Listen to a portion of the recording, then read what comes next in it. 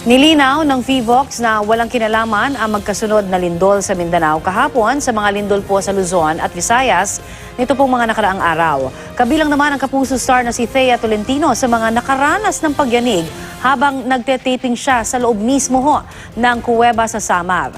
Balitang hatid ni Oscar Oida.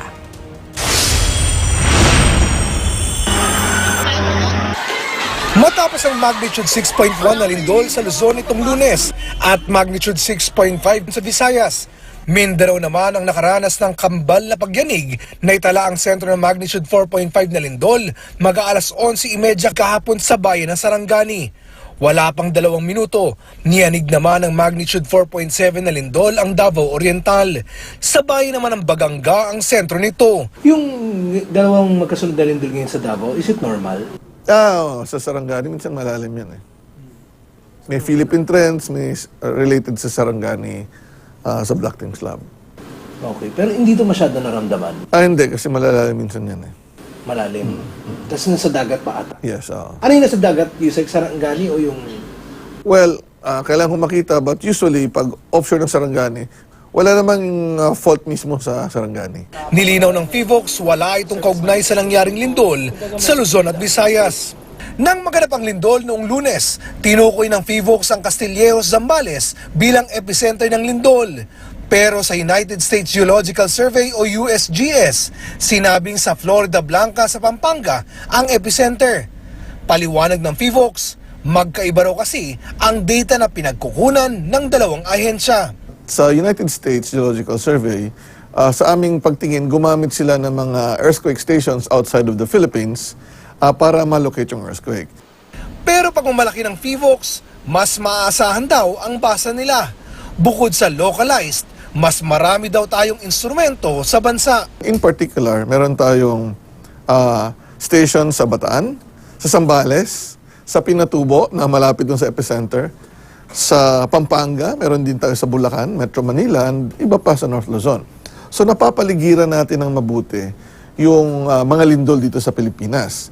Sa dami ng mga stations na malalapit, mas masisigurado mo kung saan mismo yung epicenter. Bagay na napakahalaga lalo pat matatagpuan ng Pilipinas sa tinatawag na Pacific Ring of Fire, ang bahagi ng Pasipiko na napapaligiran ng maraming aktibong bulkan at madalas yanigin ng mga lindol.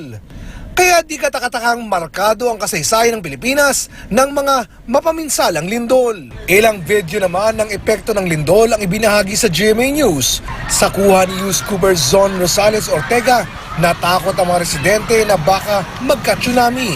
Yan ay kahit wala namang inilabas na tsunami warning ang PHIVOLCS. Ang isang babae nga, muntik pang mahagip ng tricycle sa kamamadali.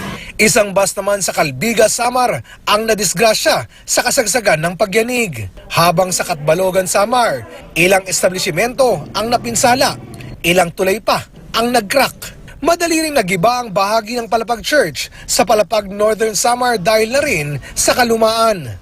Ramdam din ang malakas na lindol sa Camarines Sur kung saan napatakbo palabas ang mga empleyado ng LGU Baaw. At sa ilang bahagi ng Sursugon, na-experience din ni Kapuso star Thea Tolentino ang malakas na lindol habang nagtitaping sa Samar. Dahan-dahang humaakbang si Thea sa gitna ng kanyang spelunking sa Lobo Cave sa Samar. Matapos ang ilang minuto, nakunan sa kamera ang malakas na pagyanig sa loob ng kuweba. Yan mismo ang 6.5 magnitude na lindol kahapon. Makikita rin ang takot sa mukha ng crew na kasama ni Thea sa loob ng kuweba. Matapos ang ilang oras, ligtas na nakalabas si Thea at ang crew mula sa kuweba. Kinabahan ako, pero after na. Pero during the earthquake, parang natulala na lang ako. Kasi nasa loob kami ng cave.